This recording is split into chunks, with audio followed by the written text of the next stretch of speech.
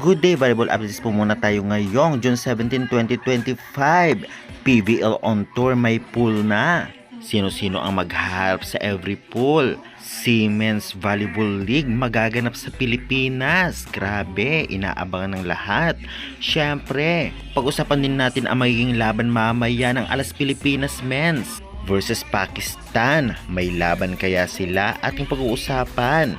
Giamore Guzman balik na sa team sa PVL. Anong team kaya? Confirmation ating alamin.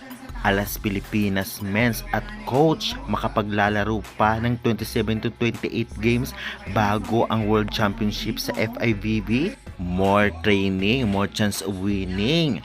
Players na bilang na kung ilan ang ipapasok ni coach. Pag-uusapan natin yan. Alyssa Valdez na pagtripan ni Sir Alan. Lahat po tayo pag-uusapan this video. Kaya before that guys, please naman, don't forget to like, comment, and subscribe, and pahit the notification bell for more valuable updates dito sa Pilipinas.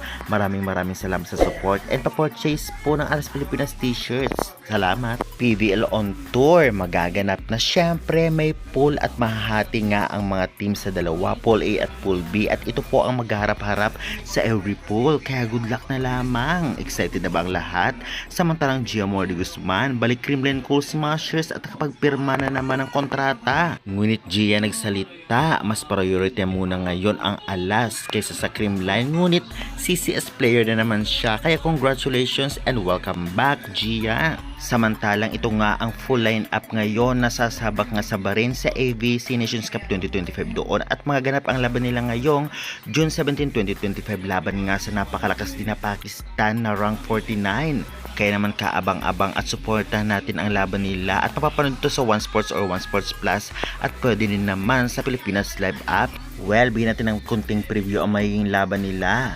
Sasabihin talaga natin na medyo dehado nga ang Alas Pilipinas sa Pakistan kung ranking ang pag-uusapan, at nakita ko rin sa mga highlights ng Pakistan national team na talagang grabe sa blockings ang team na ito. At hindi lang yan, mga palo talaga ay malakas at matatangkad ang players, kaya naman dapat galingan itang Alas Pilipinas para maipanalo ang laro.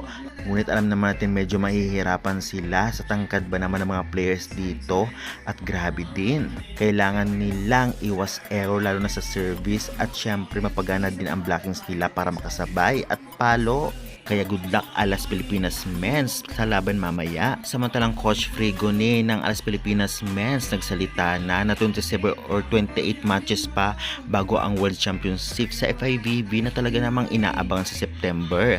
Kaya naman training ng maigi at experience sa game para lalong talagang lumakas ang Alas Pilipinas. At hindi lang yan, mga 18 players ata ang kukunin ni Coach Frigone para kung sakaling ma-injured ang ibang players ay may reserba. Kaya good luck sa Alas Pilipinas Men's. At nang dumayo nga sina Alyssa Valdez at Kremlin sa ibang lugar dito sa Pilipinas, ay talaga namang napagtripan ni Sir Alan na Acero, na sabi pa nga dito, may mga dayo sa court, pustahan daw. At yung dayo ay si Alyssa Valdez. Well, alam naman natin lahat na close na nila ang isa't isa, Sir man yan o players. Kaya syempre Alyssa Valdez yan, maraming talagang nag-idolize, kaya congrats. Samantalang Leo Arengo magiging isang import sa Japan Division 2 Volleyball League. Ang Enyo players na talaga namang napakagaling na spikers ay talagang mapupunta sa Saitama Asalia sa bansang Japan na talaga namang nasa Division 2. Kaya congratulations and good luck sa journey mo sa Japan.